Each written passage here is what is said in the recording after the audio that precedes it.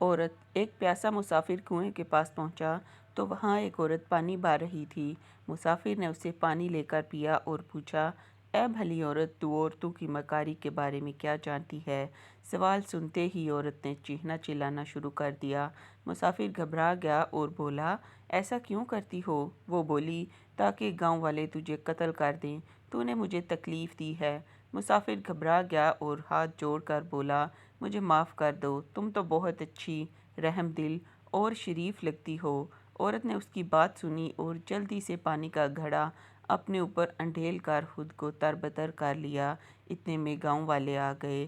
انہیں عورت نے بتایا کہ میں کنویں میں گر گئی تھی، اس نیک آدمی نے مجھے بچایا ہے۔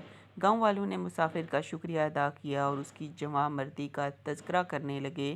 جاتے جاتے اس عورت نے مسافر سے چپکے سے کہا، یاد رکھو، عورت کو تکلیف دو گے تو وہ تمہارا سکھ چین چھین لے گی، اسے خوش رکھو گے تو وہ تمہیں موت کے منہ سے بھی نکال لائے گی۔